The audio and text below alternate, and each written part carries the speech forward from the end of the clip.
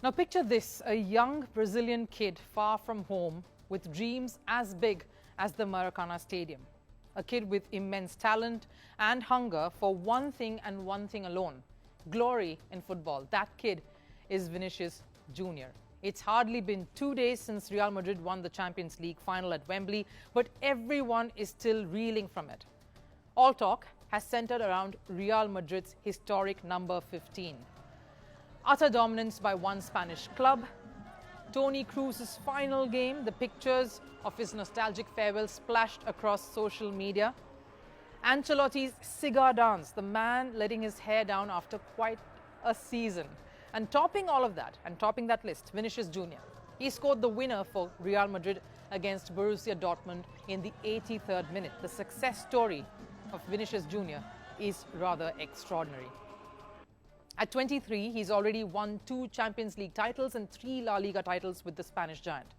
But that's just the good things. Like most romance stories, the one featuring Vinicius and his first love, football, has its fair share of trials and obstacles. From facing adversaries, racism, his own teammates doubting his talent, and criticisms from his own home fans. He somehow braved all that, so far, to now being a front-runner for the prestigious Ballon d'Or.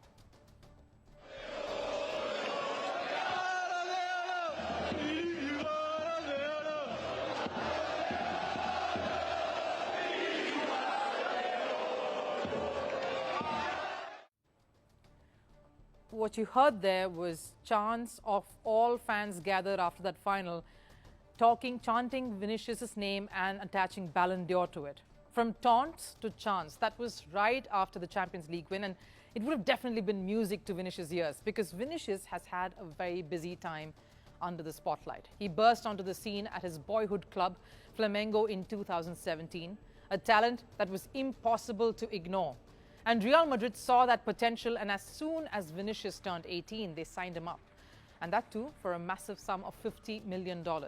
That is a heavy sum for an 18-year-old, but it was Vinicius' talent that earned him the price. But with great talent comes great pressure, and Vinicius faced a lot of heat early on. First, it was adjusting to Spain, and when Vinicius came to Madrid, he was still a raw talent that needed some amount of grooming.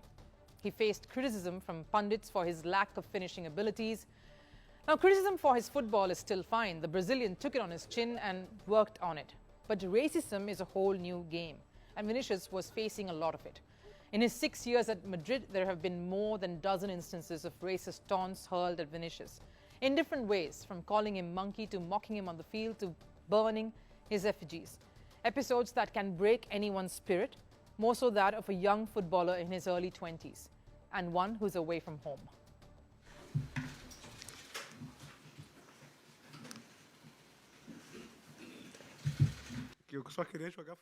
I just want to play soccer, do everything for my club and for my family. I see what's really going on. I'm getting sadder and sadder. I feel less and less like playing anymore, but I'll keep fighting. That was just some months ago, and no wonder he was in tears. And you can probably think, all right, these are things outside the field. Sure, it's tough and not easy to hear all of this, but it's not in your control. So you might tell the kid, just try to block it all out. Shut up the noise and focus on the pitch, the game. Sounds about okay, but what about your teammates? What if resistance comes from them? In 2020, during a Champions League game between Real Madrid and Borussia Mönchengladbach, Madrid's legend Karim Benzema told another player not to pass the ball to Vinicius. That maybe Benzema did not trust a kid with enough skills at this level, that he probably questioned the scouts who picked Vinicius, doubted his very talent, would be shattering. Benzema even said Vinicius is playing against us. Now imagine a 20-year-old being subjected to that. A football great doubting his talent and his loyalty. Could have made Vinicius feel small, defeated, maybe even go on to doubt himself. But that didn't break Vinicius either. In fact, it made him stronger. All of this strengthened him and made him a stronger player, helped him rise up the ranks. Now look, I'm not crediting racism or bullying as reasons to his success. I'm just saying it had to take a lot.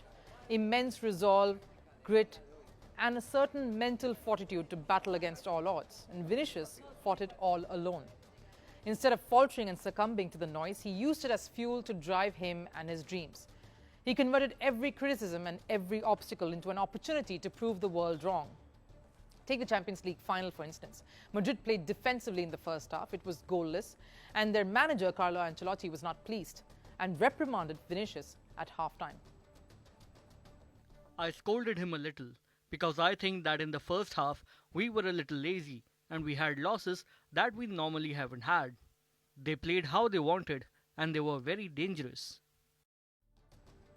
And we all saw what happened after that scolding. Real Madrid were more swift. They moved through the ground with ease, and more importantly, their number 7, Vinicius, was fired up to make things better for Madrid and make it work for him.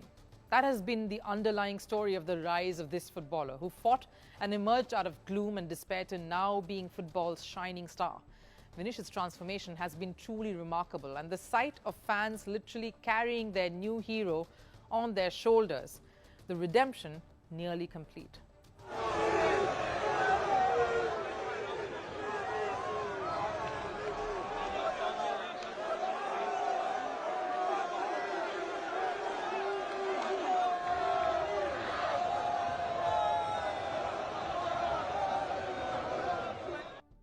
Visuals that can give you goosebumps. Life, it seems to have come a full circle for Vinicius. The youngster has been the driving force behind Real Madrid's success, we know that now, and even emerging as one of their leaders. You could sense, if you hadn't, by the way the team was rallying around Vinicius, and it showed how they play around him is how they party around him too.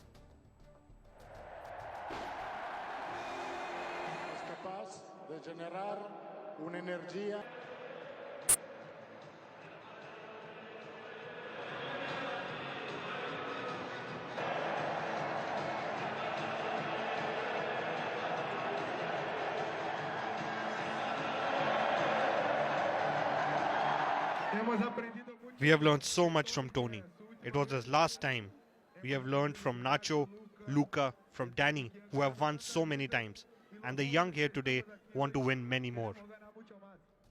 Whatever he said after that victory shows how much he's grown in Madrid as a player, as a person, crediting the past, crediting the previous superstars and seniors like Cruz, and promising the Madrid crowd more trophies to come. It's a clear sign that he has a strong belief in his own abilities to take this legacy forward, of not just his place in the club, but also his place in the sport itself. And it's not just his teammates who are taking note.